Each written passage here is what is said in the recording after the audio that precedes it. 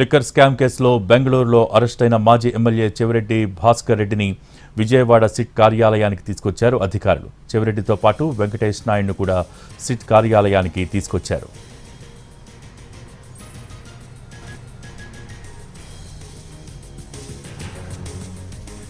Liquor scam కేసులో బెంగళూరులో అరెస్టైన మాజీ ఎమ్మెల్యే చెవిరెడ్డి భాస్కర్ రెడ్డిని విజయవాడ సిట్ కార్యాలయానికి తీసుకొచ్చారు అధికారులు. దీనికి సంబంధించి మోర్ అప్డేట్స్ మా ప్రతినిధి శ్రీకాంత్ లైవ్ ద్వారా అందించేందుకు సిద్ధంగా ఉన్నారు. Srikanth, over to you. కొద్దిసేపటి క్రితమే లిక్కర్ స్కామ్ లో బెంగళూరులో అరెస్ట్ అయినటువంటి వైసీపీ మాజీ ఎమ్మెల్యే చెవిరెడ్డి భాస్కర్ రెడ్డిని సిట్ అధికారులు ప్రస్తుతం మనం చూస్తున్నటువంటి విజయవాడ సిట్ కార్యాలయానికి అయితే తీసుకొచ్చారు. నిన్న రాత్రే చెవిరెడ్డి భాస్కర్ రెడ్డిని ఆయన సన్నిహితుడిగా ఉన్నటువంటి వెంకటేష్ నాయుడు ఇద్దరిని కూడా బెంగళూరులో విజయవాడ నుంచి వెళ్లినటువంటి సిట్ అధికారులు అయితే అరెస్ట్ చేసి అదుపులో తీసుకున్నారు.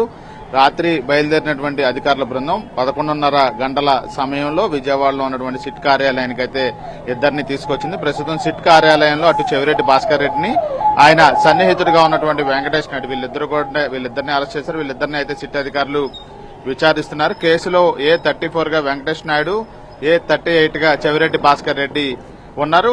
ఏదైతే ఈ కేసులో A1 గా ఉన్నారో రాజ్ కేసిరెడ్డి నుంచి లిక్కర్ స్కామ్ లో వచ్చినటువంటి ముడుపుల డబ్బు చెవిరెడ్డికి చేరింది. ఆ డబ్బునే ఎన్నికల సమయంలో ప్రజలకు పంచారనే విషయాన్ని కూడా సిట్ ఇప్పటికే స్పష్టం చేసిన నేపథ్యంలో దీనికి సంబంధించి విచారణలో భాగంగా సేకరించినటువంటి ఆధారాలను ఇప్పటికే స్టేట్మెంట్ల రూపంలో కొంతమంది సాక్షుల నుండి వచ్చిన వివరాలన్నింటినీ కూడా ప్రస్తుతం చెవిరెడ్డిని అదేవిధంగా వెంకటేష్ నాయుడిని కూడా సిట్ అధికారులు ప్రశ్నించబోతా ఉన్నారు.